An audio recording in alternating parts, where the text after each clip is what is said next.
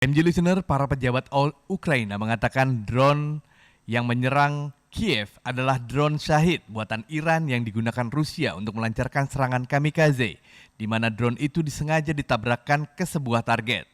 Dan untuk membahasnya terkait gelombang serangan baru Rusia ke ibu kota Ukraina dengan drone, saya sudah terhubung dengan jurnalis senior Nuim Hayat langsung dari Melbourne, Australia.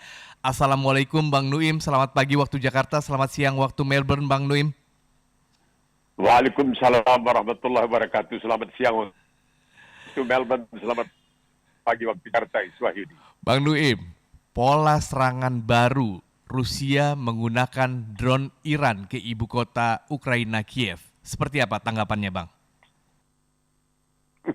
Ini barangkali menghemat ya, Rusia menghemat. Karena kalau pakai rudal, peluru kendali, memang lebih jauh jarak jangkaunya, mungkin juga lebih besar dampaknya, tetapi harganya lebih mahal.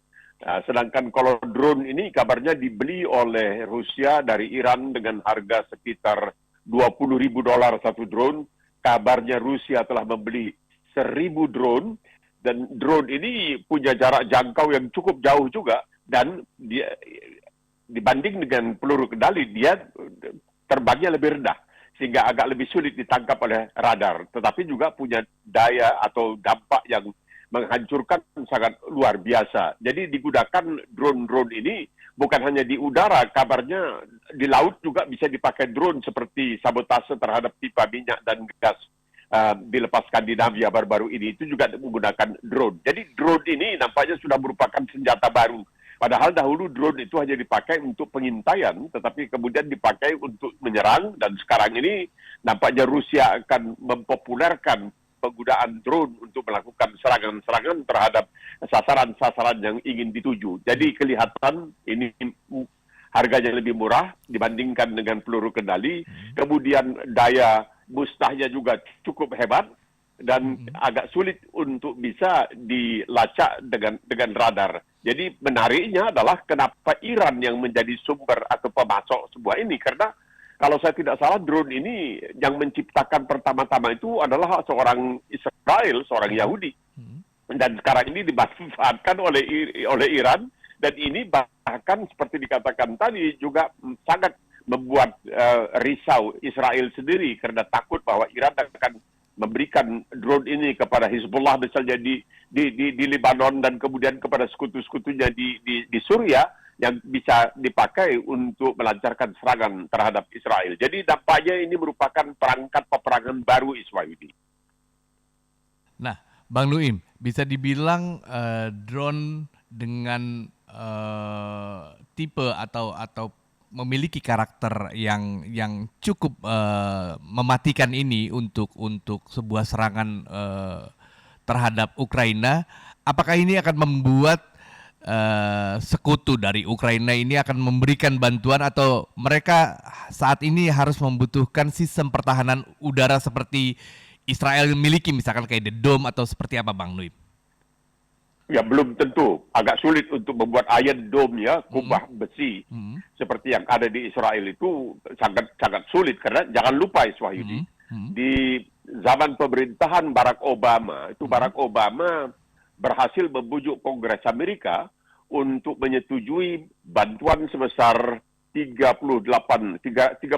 miliar dolar untuk jangka waktu 10 tahun untuk Israel. Dan apabila perlu akan ditambah lagi untuk memperkuat sistem pertahanan yang disebutkan sebagai bisa dikatakan kubah besi, ya, semacam bahan penangkis, bahan penangkal yang sangat luar biasa. Mungkin Ukraina belum punya kemampuan seperti itu. Tetapi sebagaimana kita ketahui, sekarang sudah 50 negara yang menyatakan bertekad untuk membantu Ukraina dalam menghadapi Putin, menghadapi Rusia. Dan Rusia sekarang menggunakan segala macam cara.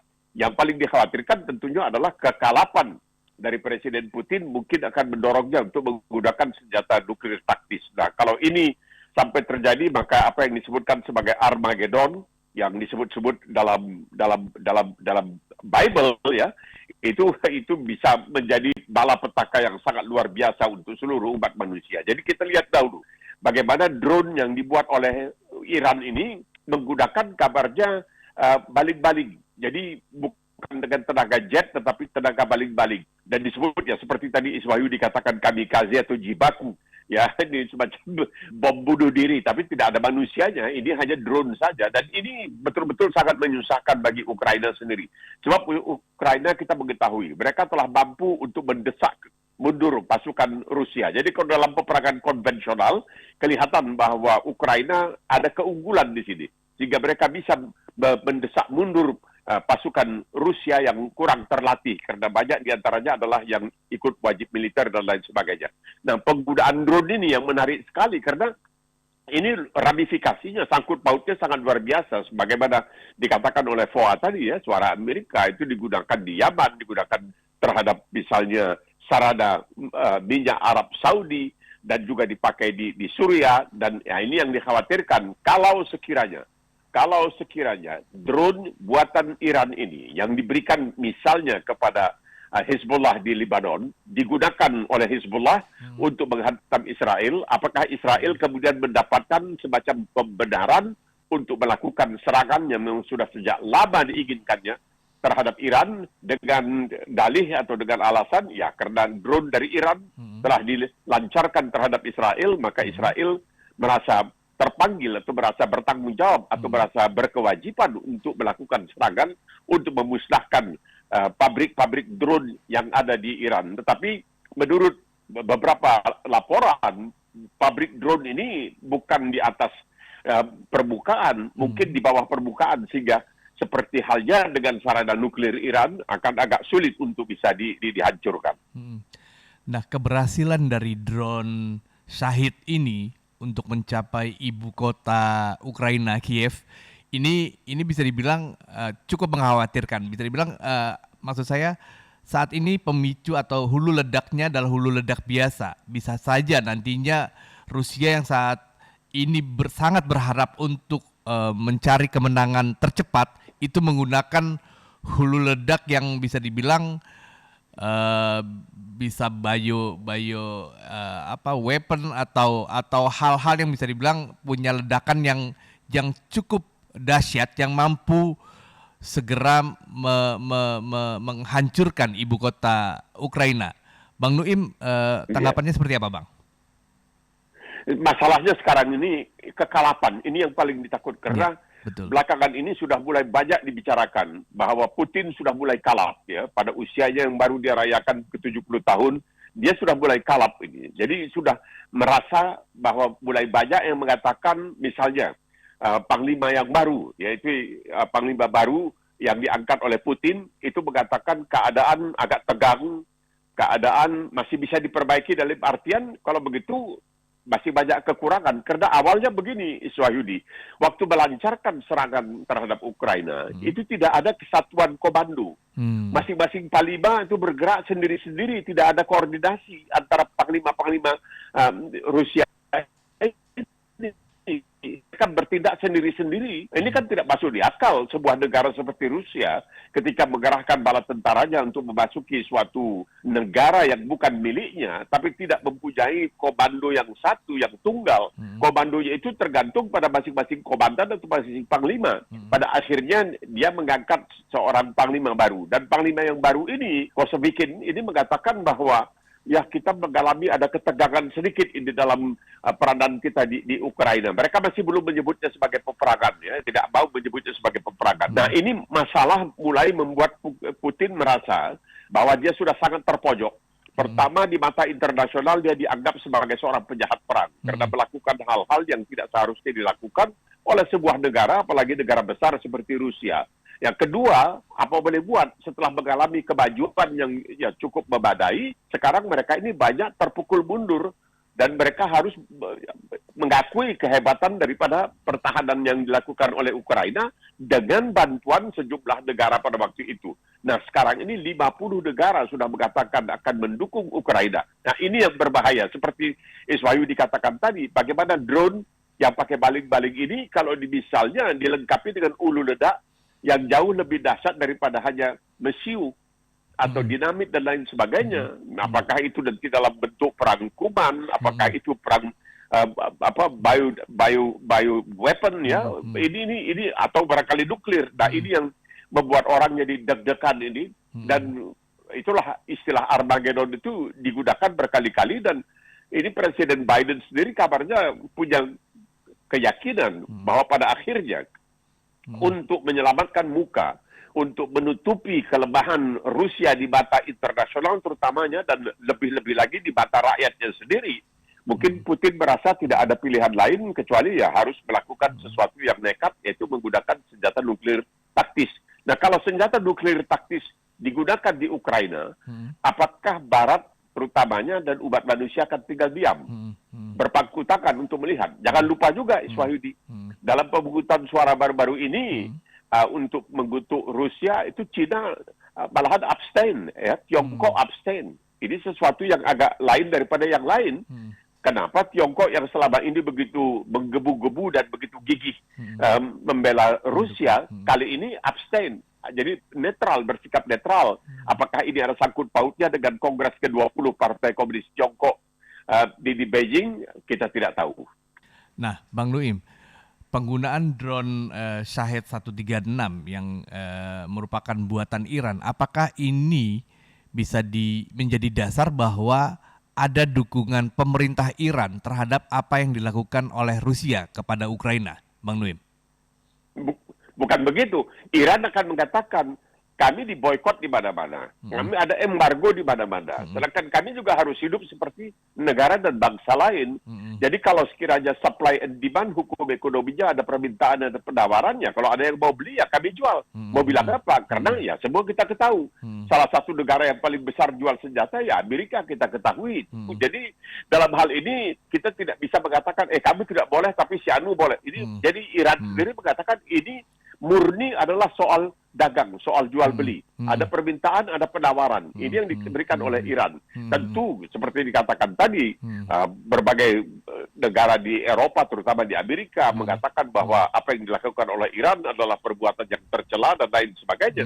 Tapi juga kita tahu Amerika juga memasok senjata ya kepada negara-negara lain ya dengan bebas melakukan penjualan senjata, karena seperti yang diperingatkan oleh Presiden Amerika Dwight Eisenhower pada waktu itu, Jenderal Dwight Eisenhower, orang yang sangat berperan ya dalam merencanakan serangan balik terhadap Hitler di dalam Perang Dunia Kedua. Dia mengatakan hati-hati dengan adanya apa yang disebutkan di Amerika sebagai the military industrial complex.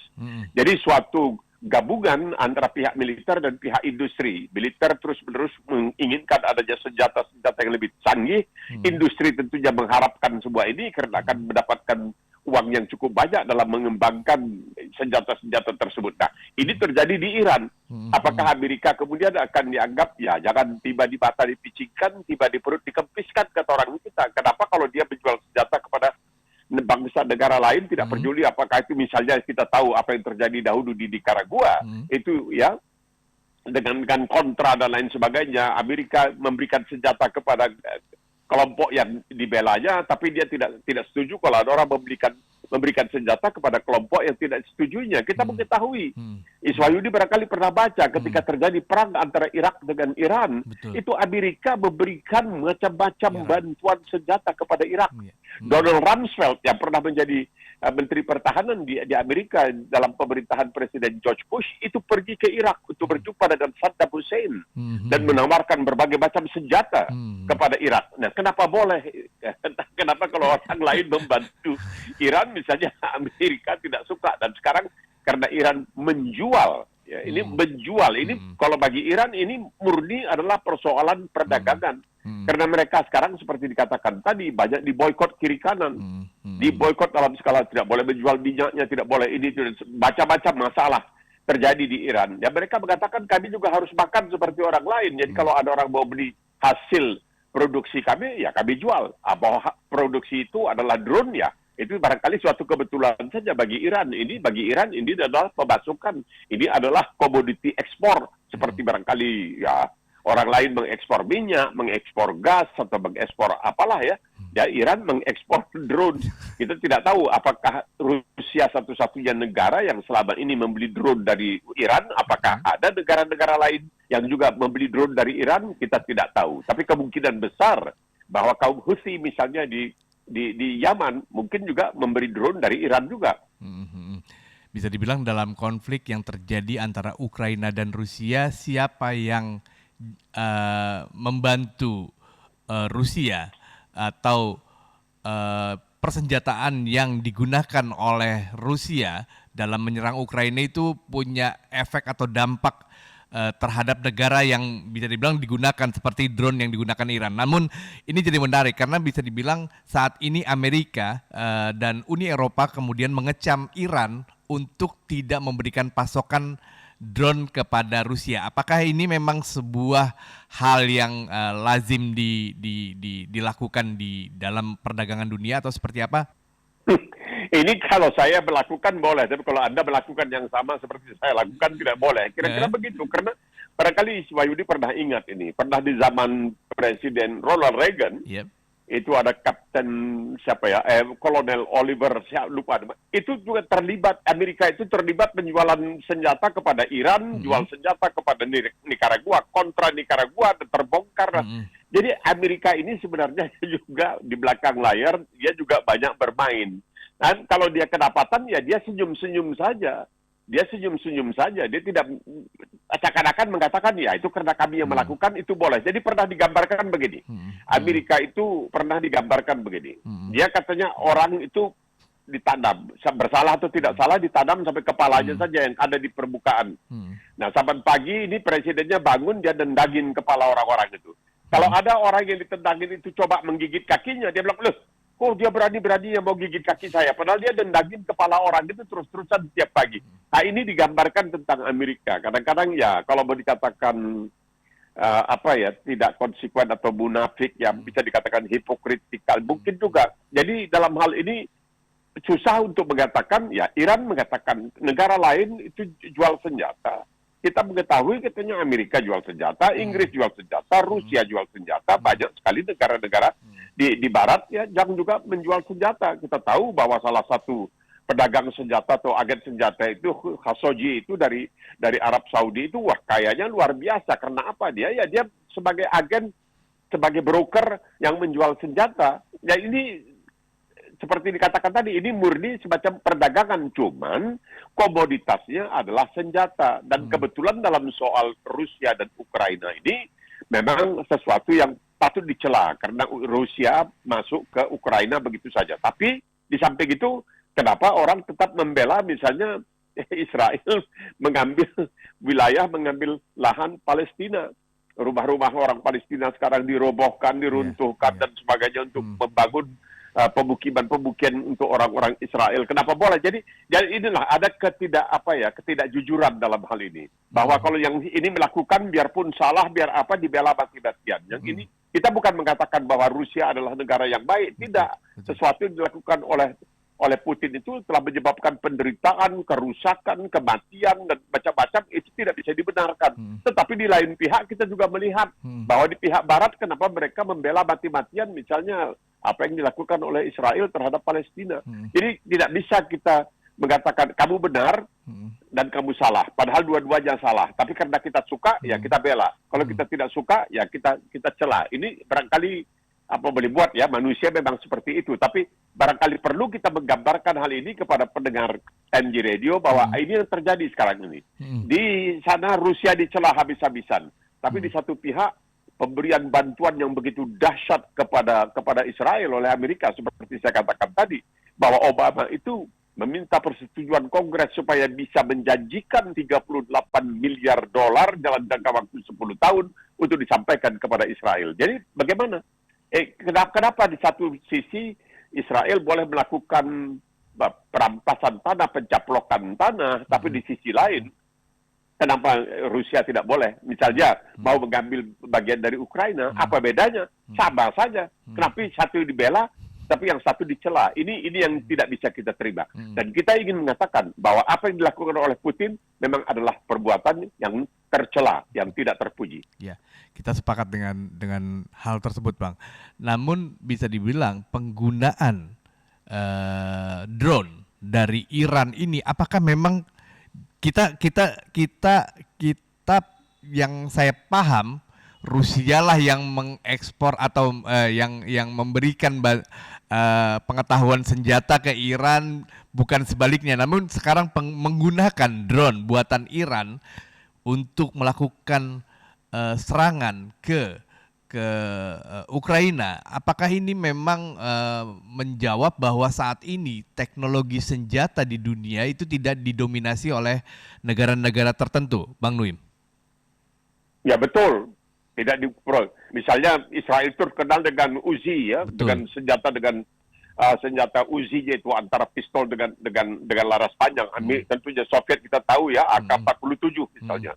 Itu terkenal sekali. Itu adalah rifle, adalah senapan yang paling dipuji lah, boleh dikatakan. Ya, Amerika kita tahu senjata canggihnya. Jadi masing-masing negara itu memang menciptakan sendiri senjata-senjatanya. Walaupun perdamaian itu adalah sesuatu yang sangat dipuji, dicita-citakan, didambakan dan lain sebagainya. Tetapi seperti dikatakan oleh seorang bapak pendiri Amerika, mereka yang ingin katanya menjaga perdamaian harus bersedia untuk berperang. Karena ya kadang-kadang untuk memastikan perdamaian itu perlu ada senjata dan perlu ada peperangan. Ini yang menjadi masalah di dunia ini. Kenapa tidak bisa setelah perang dingin yang kita anggap selesai dan kemudian alhamdulillah peristiwa Kuba tidak menjadi suatu perang nuklir dan lain sebagainya. Nah, sekarang ini ada saja. Jadi manusia itu barangkali memang kalau kita lihat ya, kalau Iswahyu dibaca di sejarah Italia, ketika Giuseppe Garibaldi, di pemimpin Italia, ingin mempersatukan Italia, dia menjanjikan kepada relawan-relawan yang baru bergabung bahwa saya menjanjikan kepada saudara kelaparan, menjanjikan kehausan, menjanjikan penderitaan, menjanjikan ketunawismaan, menjanjikan segala yang negatif. Tapi mereka berduyun-duyun bergabung dengan dia. Kenapa? Karena seakan-akan akan mendapatkan petualangan. Mereka ikut berperang dengan Giuseppe Garibaldi dan akhirnya memang Garibaldi berhasil mempersatukan Italia. Jadi ini menunjukkan memang hasrat perang itu ada saja pada manusia. Sehingga ketika mereka dijanjikan kelaparan, kehausan, penderitaan, segala macam, mereka masih mau bergabung karena akan mendapatkan kesempatan untuk berperang. Jadi ini barangkali merupakan sudah bagian daripada fiil atau tabiat manusia untuk bisa untuk ikut berperang dan ingin berperang dan memang suka berperang. Begitulah kira-kira. Ya kita lihatlah sekarang ini apa urusannya misalnya Rusia mesti menyerang Ukraina. Ini yang menjadi masalah. Nah, sekarang dikatakan mungkin akan dicarikan jalan bagaimana supaya Putin tidak kehilangan muka dan melakukan perundingan dengan Zelensky, dengan Ukraina. Apakah mungkin terjadi? Sementara itu, ya terus-menerus terjadi serangan-serangan. Karena apa? Karena Rusia sebagai sebuah negara yang begitu besar, negara yang diakui kehebatannya, punya Sputnik, punya Gagarin, dan lain sebagainya, tahu-tahu tidak berhasil untuk menundukkan Ukraina yang begitu kecil, yang secuil di depan matanya setelah 8 bulan berlalu dengan segala macam perangkat persenjataan dengan bala tentara dan lain sebagainya, tidak bisa berbuat satu apa. Ini kan sangat memalukan bagi Putin. Ya, ini yang berbahaya ini. Ini yang bagaimana cara menghindari. Dan keputusan 50 negara untuk membantu Ukraina ini juga akan memperpanjang barangkali masalah ini. Bang Nuim, bisa dibilang serangan drone Iran yang digunakan Rusia untuk menyerang Ukraina ke ibu kota Ukraina, Kiev, ini apakah menjawab bahwa ini akan entah akan kontraproduktif dengan pernyataan Putin sendiri yang bisa dibilang akan mempercepat penyelesaian atau serangan ke Ukraina? Apakah seperti itu atau sebaliknya? Ini memang tekanan ke Ukraina untuk menyelesaikan perang atau memberikan sinyal menyelesaikan perang dengan memberitahu bahwa saya sudah mampu loh ke ibu kota Anda. Tinggal sekarang saya mau memberikan senjata atau hulu ledak yang lebih canggih saja, itu sebagai tekanan kepada Ukraina untuk bisa dibilang udah saya sudah dapat 3, ya sudah kamu kalau bisa tidak mempermalukan Rusia. Bang Nuim, seperti apa tanggapannya, Bang? Ya, ini dia. Jangan sampai mempermalukan sebuah yang pernah yang pernah dianggap sebagai adik kuasa. Jadi di samping Tiongkok tentunya Rusia itu masih dianggap sebagai lawan yang paling nyata lah. Ini ibaratnya kalau tinju ini antara barangkali George Foreman dengan Muhammad Ali lah. Jadi bukan antara yang kelas berat dengan kelas ringan. Nah, tapi sekarang coba lihat yang kelas berat ini dipermalukan oleh yang kelas ringan ini bagaimana? Ini sulit sekali. Ini ada faktor kemanusiaan. Jadi ini bukan lagi faktor strategi, bukan apa, ini faktor ego. Egonya Putin ini bagaimana dia yang ingin untuk menjayakan kembali Rusia sehingga pernah seperti Uni Soviet yang begitu dikagumi, dianggap sebagai superpower atau adik kuasa, adik daya dan lain sebagainya, tahu-tahu dalam keadaan seperti sekarang ini. Nah, kalau berunding, coba bayangkan sebuah negara raksasa harus berunding dengan sebuah negara yang begitu kecil seperti Ukraina. Dan jangan lupa juga Iswahyudi, ini sudah menjelang musim dingin. Ini keadaan akan menjadi lebih sulit lagi untuk berperang di musim dingin. Kita tahu bagaimana perang di Korea dulu. Sampai sekarang itu sebenarnya antara Korea Selatan dan Korea Utara itu masih tetap dalam keadaan perang.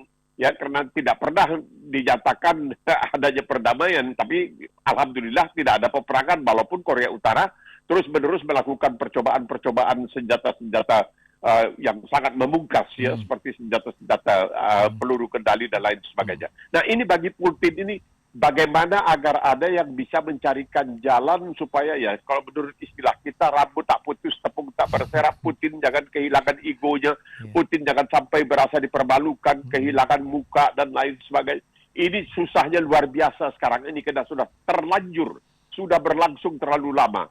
Dari salah satu mesti merasa, ya apa boleh buat. Saya harus berani mengorbankan perasaan, mengorbankan harkat martabat saya demi perdamaian dan lain sebagainya. Apakah Putin bisa melakukan hal seperti itu?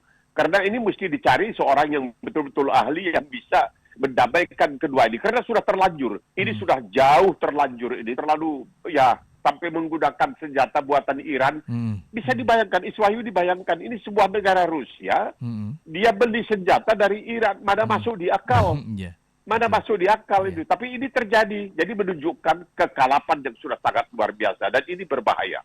Ini sangat berbahaya. Orang yang kalap itu kehilangan rasionalitasnya, kehilangan logikanya, kehilangan rasa malunya, kehilangan pertimbangan-pertimbangannya. Jadi ini berbahaya sekali sebenarnya keadaan sekarang ini.